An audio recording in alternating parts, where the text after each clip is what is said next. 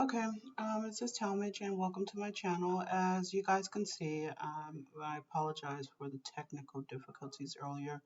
I tried to go live and try and answer you guys' questions, but here's the best I can do is basically record this video and upload it.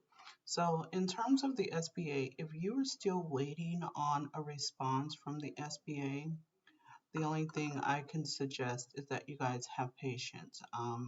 There's no rhyme or reason with SBA. Sometimes, they're processing the application extremely fast, and under, the next moment, they are processing applications extremely slow.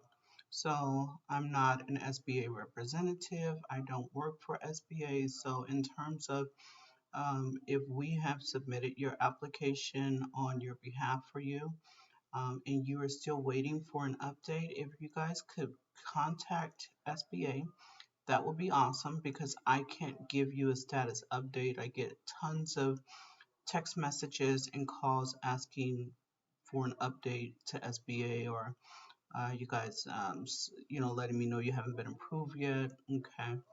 Trust me, if I could go in and approve every last one of your applications, I definitely would, but that is not my position. And so, therefore, I need for you guys to just kind of use a little bit of savviness and know that, Talmadge doesn't work for SBA. So, in terms of your approval, I can't tell you why you haven't been approved yet. I can't tell you why there are delays. I can't tell you how soon you're going to be approved. All I can suggest is that you contact SBA or just simply wait for an invite to the portal. Now, if you have received um, a decline based on multiple applications being submitted, that's okay. There are ways around that. You are allowed as an entrepreneur to submit multiple applications if you own multiple businesses.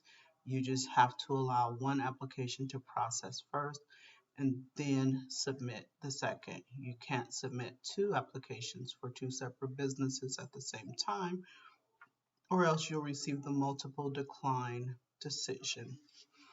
In reference to recent requests for taxes for SBA, SBA is now, I guess, at this point, requesting some taxes on the corporations that you're submitting.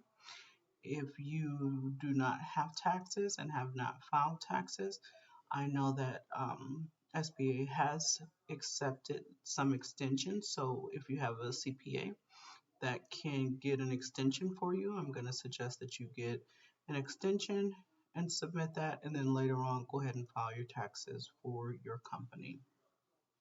The other thing um, that a lot of you guys are getting from SBA is once you submit your application, they're declining your application because they're saying that you were unverified. Now, the unverified portion simply means that you did not validate in their system. I know they ask a few security questions to make sure that it is in fact you that is submitting the application, and for whatever reason, if you don't answer those questions correctly, then you'll get an unverified. The other way that you're getting unverified is if some of you guys are gutsy enough to submit your application and not have an actual social. You're submitting it with a TIN or a social security number that is not assigned to you for lending purposes. You'll get an unverified there as well. So again, there's a difference between having a social security number and having a number that's issued to you by the Social Security Administration that is deemed just for you to work. Now, I know a lot of you guys will still build credit on that number that's deemed just for you to work if you're from another country, but if you're processing it through SBA's portal and its system, that is a mental portal. I'm sure they have proprietary software that could basically validate your number that you're putting in. And if it's a number that ties you as not a citizen, or it ties you to just having a number where you're authorized to work in this country, that is why you're getting an unverified. The other issue that we're getting is credit. You're declined because of your credit. Now, um, if you know that you have bad credit, you just should stop and clean your credit. I've let you guys know number of times.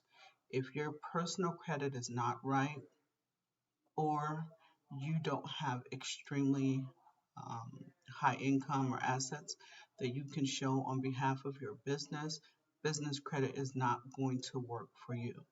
A lot of you guys will reach out to me and say, hey, I have great credit, or I have great income, and so therefore you can accomplish the goals that you can accomplish for building business credit. But if you don't have great credit or a substantial income to pay loans back under the corporation, it is simply not going to work for you. So I know that there's a lot of people that are on YouTube and that are running businesses that say get, you know, corporate credit and lines of credit with no personal guarantor, or you don't need credit. It's not true. You need one or the other.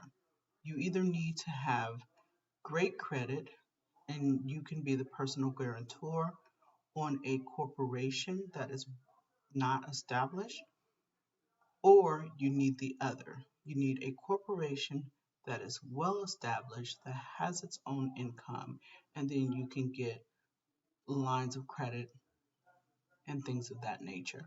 Now, when we say no guarantor, it means that your corporation can basically stand on its own. That means that the corporation has excellent credit and the corporation has excellent income. So, if your corporation doesn't have excellent credit or excellent income to show, and you don't have great personal credit, then business credit is not for you. I'm not sure how much clearer or more transparent I can be with you guys, but you need to have those factors in place.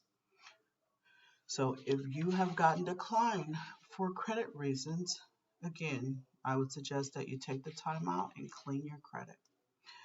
The other thing I want to cover is just again, in dealing with the SBA, I always try to inform you guys to surround yourself with a support system. So again, if you've taken out this loan and at some point they may even ask for your business taxes, you guys need you need a CPA. You need a CPA who is, you can sit down, uh, open your book to them, bring your receipts, and they basically are able to file your taxes for your corporation.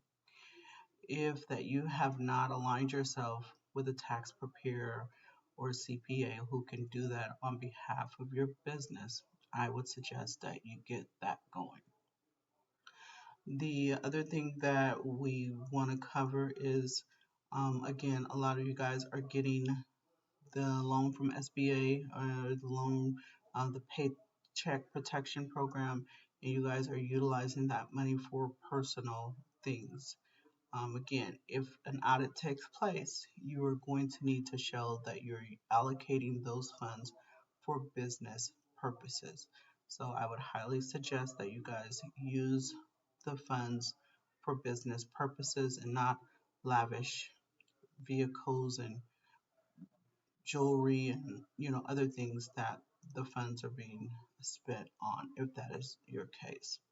So outside of that, I just wanted to cover a few things with you guys in terms of SBA's wait time. It seems to be picking up now, but I've had people who've been on hold for a month and a half, and they just got an invite to the portal. So just to reiterate, guys, I get a million text messages and calls every day. I cannot give you guys an update on SBA. You have to contact SBA yourself or just simply wait.